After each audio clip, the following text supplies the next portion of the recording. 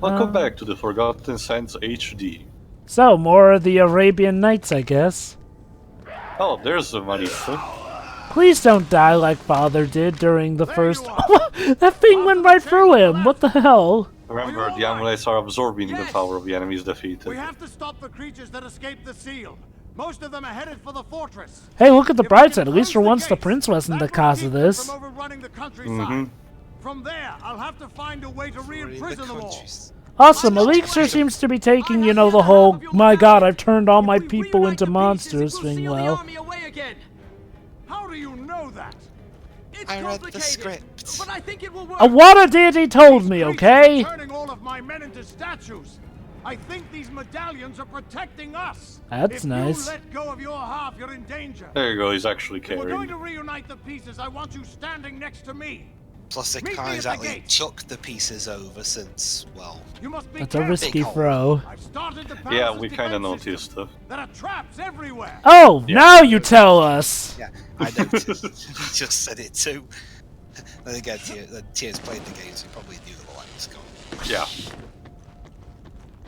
Like, that's one of the things I like about this game. It's a bit self-aware, but not too intrusive with that. I think one thing I do like about this game is like, well, the characters feel the most balanced in a sense. Like Like I said, Yuri Lowenthal does his usual stick that works perfectly for the prince.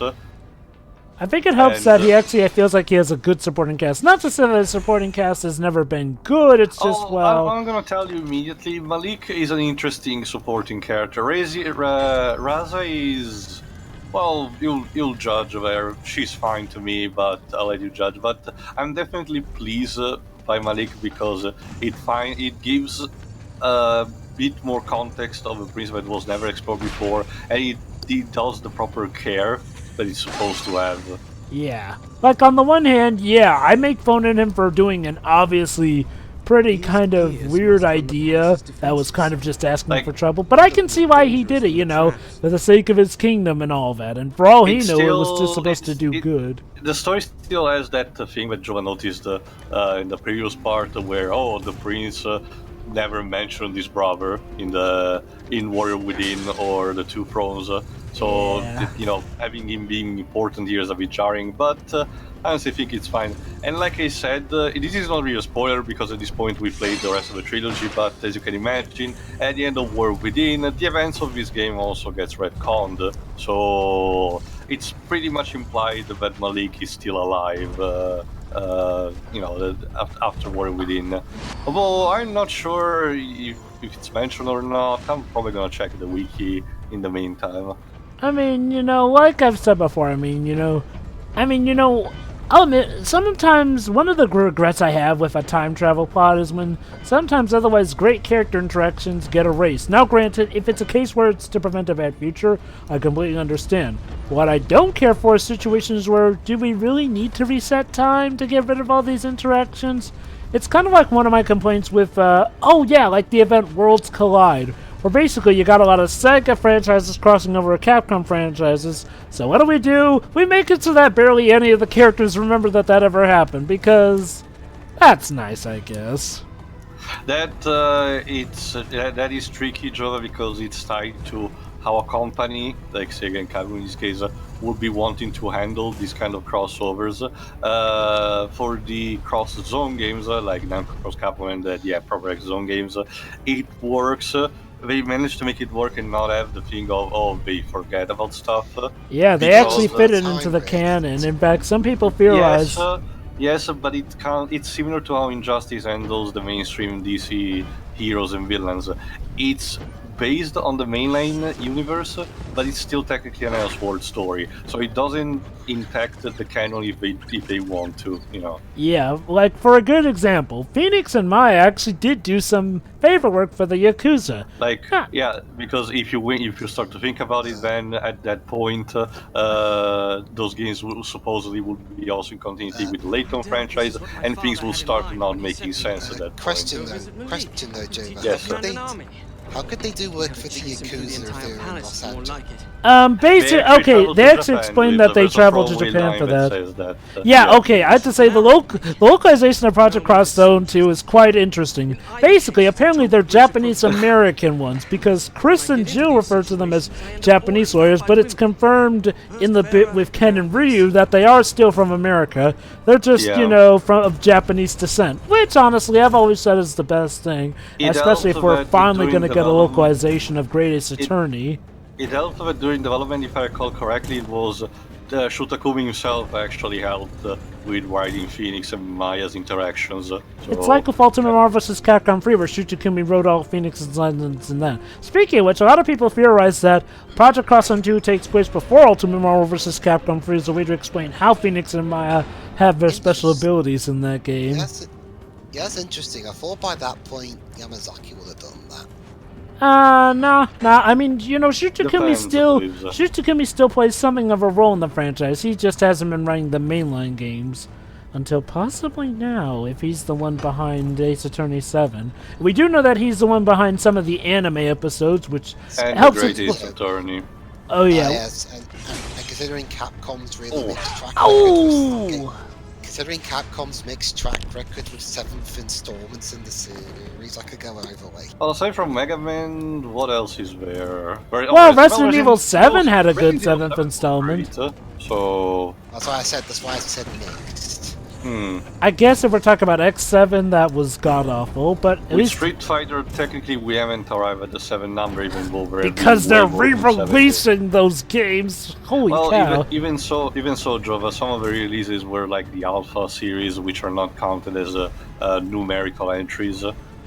And even that, for good reason, because the creators of those games right now managed to get the rights for his own characters and created his own game, Fighting X-Slayer.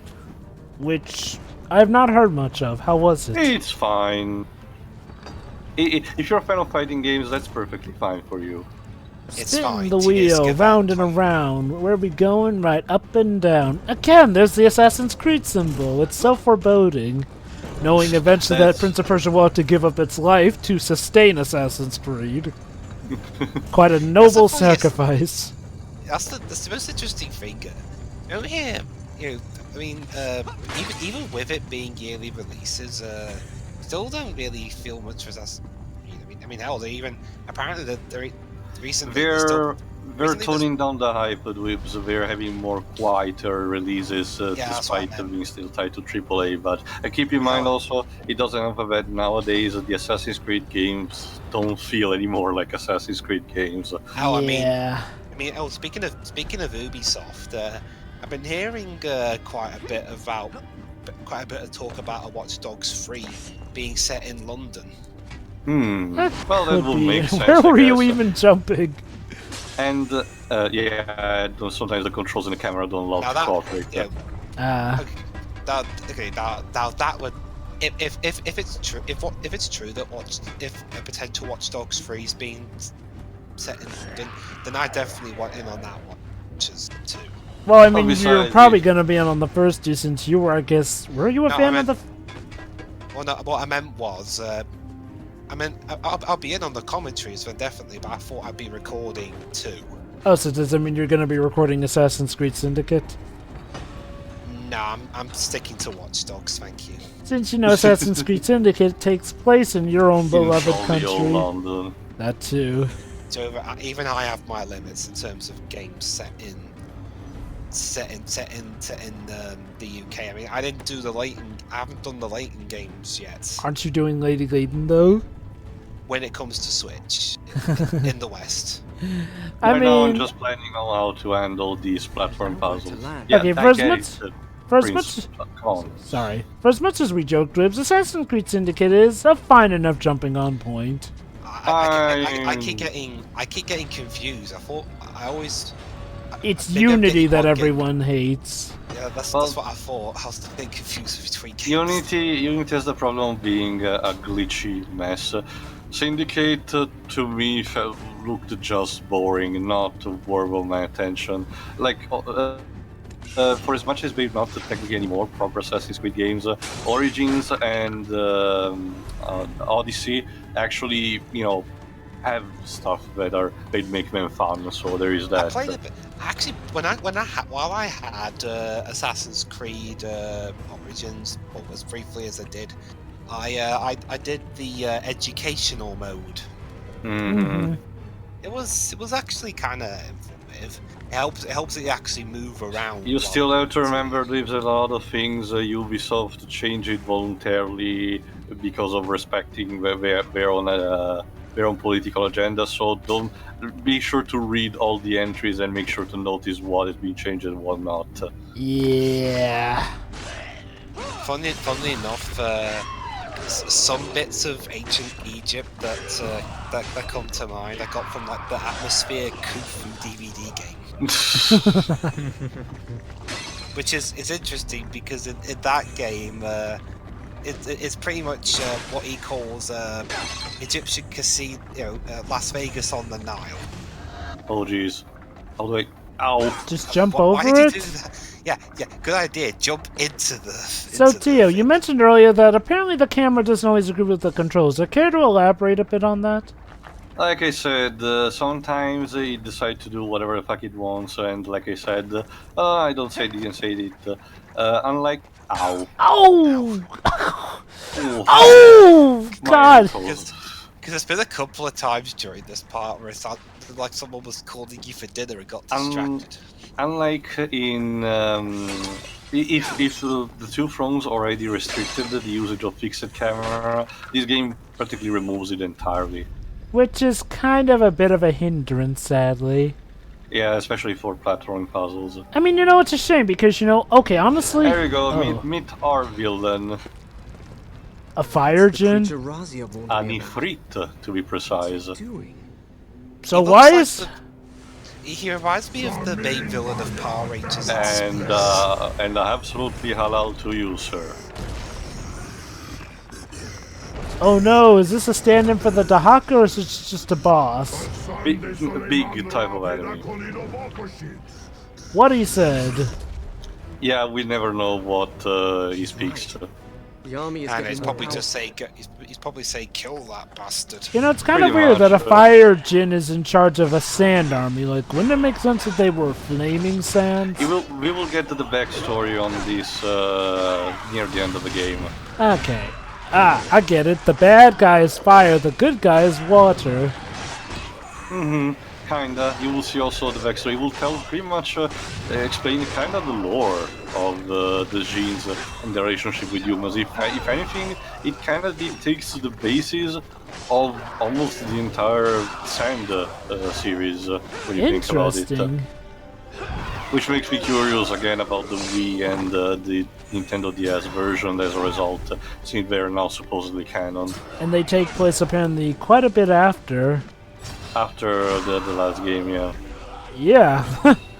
I want I'll check when I'll get to them. I have to wonder honestly. If this game were a success, did Ubisoft have plans to run with this continuity more? Or is this Probably. just a ditch effort? Probably in a sense of expanding more, since this was a multi-console release, like it was a kind of like not an experiment, but something similar, in the sense of spreading the game on different consoles, each with its own take on the story and controls. I'm kind of guessing Ubisoft wanted this to be an experiment if it were to do more games like this, spreading the story as much as they could. And who knows, maybe sometimes finishing the story of a reboot. As much as I don't like the ending of the 2008 reboot, I still wanted the story to be finished because I like the setting where the things they took inspiration from. But we'll get to it. I thought so. I mean, for a moment when you said something, I thought, wait, no, it's more so about what they took inspiration from. I get to there. Oh boy, it's a bit of a shame because Persian culture is not completely done in the games. Ooh, wow, those enemies take forever to swing down, sorry. They're slow but deadly, so in order to damage them enough, you're supposed to use either special attacks or charged hits. Right. Anyway, continue. When it comes to mythologies, usually when it comes to games, it's either Egyptian, Norse, or Greek. Usually stuff like the Slavic, Persian, or pre-Columbian are less used. Like they're not completely discarded, but they're mostly like occasional sometimes. For example, Final Fantasy VIII, all things replaced the Thunder summon from Ramu to Quetzalcoatl, of all things.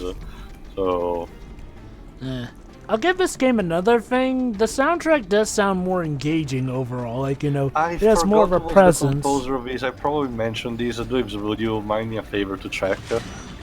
Yes, I'm doing it now. But yeah, it's like, well, the soundtrack here feels like it has much more of a presence than the past redid, you know, for obvious reasons. Oh shit. The soundtrack is it's done by 2 different people depending on what version you use. For the context of this game, it's just the HD version. Steve PS3. Jablonski. I don't think Where it's have I heard that name before? He did the music for all the Michael Bay Transformers movies. Oh yeah! Oh yeah! Yeah, Oh yeah! yeah, Those no, soundtracks were definitely. good from what I remember. I did definitely mention I mention wasn't- that. I liked the soundtrack for the first film. Yeah, the rest first is one. kind of there. Oh yeah, I Pedro, was. oh Jesus! Your Whoa! take on that? Did Pedro even play the Bayformer games? Oh no, I thought you Like, were referring to the movies. The movies. Like, did you remember the score? Did you thought it was horrible or something? I don't even remember a Oh. single cue from those scores. I mean, I remember I remember the first movie had a song by Julian Kay, aka the guys who made This Machine and Waking Up from Shadow the Hedgehog and Sonic Heroes. So Okay. I liked Bayformer 1's soundtrack. I liked bits from the third soundtrack. I can't really remember much else. In case, and also just in case anyone's asking, the soundtrack for the Wii, DS, and PSP versions was done by a guy named Tom Salter, aka Atlas Plug. Okay. He's done stuff like Tom Clancy's Ghost Recon Advanced Warfighter 1 and 2, and stuff. So basically, Ubisoft veteran. I'll just say this: why didn't the first? Okay, I think the sequels incorporated it somehow because of Fandom Man, but the first Transformers movie didn't even have the Transformers theme song. Oh well, here's the thing. They actually did have the theme song, but on the soundtrack. For some reason, it was axed from the movie. That's cheap. That's cheap. Sorry, Joey. If it's not in the movie, it's not in the movie. Oh, trust me, I'm not Actually- excusing you. On that front, I don't think even Bumblebee's score had that theme. Well, Bumblebee at the very least made up for that with other things. The visuals Well, look like they. We had a better score, one that had a tune on like Jablonski's. That's on a couple of. So it's Dario Marianelli. Of It's course. kind of like how. Fun fact: The Legend of Zelda: Ocarina of Time actually does not have the traditional Zelda theme. It doesn't even have it in the overworld. So, however, Ocarina of Time made up for the lack of that iconic tune by being an overall fantastic game anyway. So And it it's- birthed some new iconic tunes of its own. Oh, Yeah. snap! He Exactly. turned all pasty. How would that Yeah. theme have sounded on N64? Good. Koji Kondo made some What? brilliant Oh, yeah, music I on mean- the N64. Well, yeah, so, Lilac. Well, yeah, that was Lilac Wars. Okay. So to talk about what was What do you mean- going on what do you mean screen Star Fox there, 64? It's called Basically, Lilac Wars. we thought the enemy disappeared. why did he turn all Considering- pale like that? I wonder. It was turning back to sand. considering devs how Koji Kondo's scores for Ocarina of Time and Majora's Mask are some of the best video game music I've ever heard, I'm pretty sure it would have turned out just fine. Yeah, again, yeah, like I said, there was Lilac Wars too. It's called Lilac Wars to me, damn it. What's this Star Fox 64 nonsense? Well, according to the SNES Mini, Is it Well, still? the 3DS remake is called Star Fox 64 Everywhere. Also, Dwibs, is the 3DS port still called Lilac Wars 3D or something? No, it's not. The 3DS port in Europe is a Star Fox 64 3D. Also, Jover, it's what do you mean Star Fox on the Super Nintendo? It's Star Wing. There we What go. is this Star Fox shit you mentioned? You know, Remember series Star named Fox? after the character, one of the most popular ones from Smash Bros. Melee. It's kind of like it's a similar thing. It's a similar thing to how people like me and Teo, of course, complain about the fact that Final Fantasy XIV does not have the classic Final Fantasy theme, the prelude, and the victory fanfare. Mm-hmm. However, if the game made up for that, the lack of those tunes, by being an overall great game, we would have been more forgiving. But Oh yeah, tell me about it. Considering it's not, it becomes all the more annoying. I gotta say, I will say, Pedro, you'd love the current run of Final Fantasy XIV. Oh God, this is just not the Prince's Day with those things. You'd love the current run of Final Fantasy XIV because Oh no, I'm perfectly aware, Dwibs. I'm perfectly aware. The soundtrack is actually really good, that game. They do the prelude a lot. Not just that, even the victory fanfare, everything is spot on. Well, even the original release of Final Fantasy XIV back in 2013, was it 2013? 2010. 2010. Even the original Final Fantasy 14 had all that stuff, so I'm not. We had surprised by Uematsu that. on the soundtrack at that. Yeah. There aren't any statues in the courtyard. Those invaders must Really? And the cutscene have glitched. retreated at the first sign Yeah. of this. Ah, That was like I blame them. well, that's the thing. That was like the one good thing of the original Final Fantasy 14, the score. Remember, Jova, the... I get that. So the invaders apparently retreated, so I guess that takes care of that problem. Yeah, that too. Also remember, because of the autosave for the PS3 version, sometimes the cutscenes get audio glitches like that. You know, That's just a again, representation of what what Yoshida did with the original service. yet another solid example of why, for some reason, PS3 remasters just sucked. Actually, this is not a remaster, Jova. Oh, this was made for the PS3. I don't. Mhm. I don't. Yeah. Not.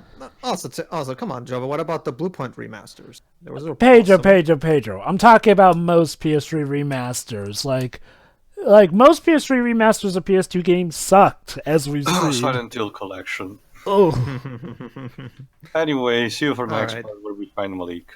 see you then. Alright, ciao.